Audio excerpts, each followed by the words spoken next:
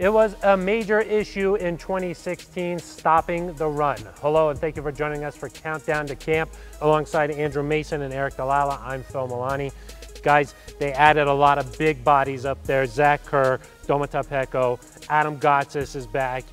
Did they do enough to shore up their issues from last season? It's not just that they added big guys, it's that they asked the players coming back to get bigger. Jared Crick is 15 pounds bigger. Derek Wolfe, he's up 15 to 20.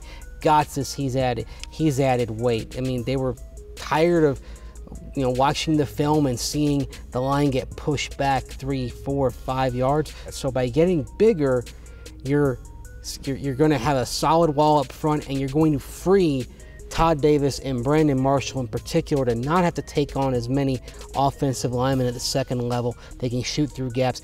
Saw a lot of that in OTAs and minicamp, that because of the size up front, they were able to get into the backfield. They were able to pursue run plays rather than simply waiting for things to happen. They were able to attack. I think this run defense is going to be a lot better because of the bulk up front. They gave up 130 yards on the ground last season. That was 28th in the NFL. They had that no-fly zone, but up front they were a little bit leaky, and we heard those linebackers talking about it.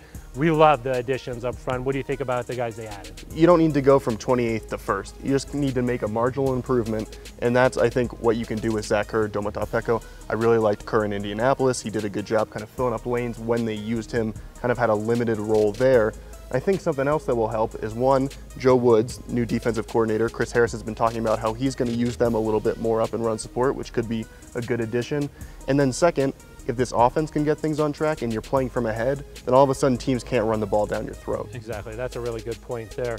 We heard a lot about Adam Gotsis during OTAs, but of course at the end of minicamp had the scope on his knee. How big of a concern are these injuries on his knees? Well, you'd be a little more concerned if it was to the knee that he injured at Georgia Tech, but still, sometimes you have injuries to the other knee when you're coming off of an ACL injury to one knee. So it's something you're going to have to be concerned about. At the same time, what were you asking of Adam Gotsis? If everyone's healthy, you're asking him to be a rotational defensive lineman. Derek Wolfe, I would say was one of the 4 or 5 best players on the field during OTAs, was dominant. Domata Peko, exactly what you expected on the nose. Jared Crick looks a lot better because he had the weight. He hasn't lost his quickness, but he's been much more stout. You were asking only for Adam Gotsis to be a rotational guy, so I don't think it's going to hurt that much, but it's just frustrating for him because he was having an outstanding camp, making a lot of plays. Tough for him, but he'll bounce back. If you're going to have the injury, rather have it now than later. Yeah, Gotsis expected to be back that first week of training camp.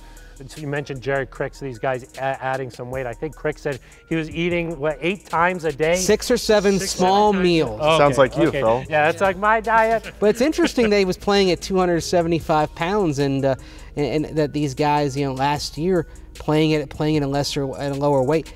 Look at the increase in size that you're getting at nose tackle, for instance, exchanging Sylvester Williams for Domata Peko. I mean, Peko is listed, I think, at 325, but I think he's probably a few happy meals beyond that. And one of the things I love about him is his availability.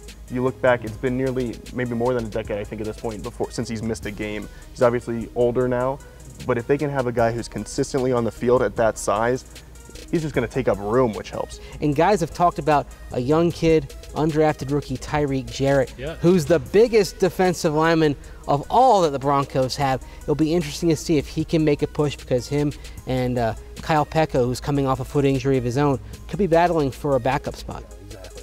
Well, that's enough for the defensive line. We'll get to talking about leadership issues and a bunch more other topics next week when we return with more Countdown to Camp. Until then, for Andrew Mason, Eric Dalala, I'm Phil Milani.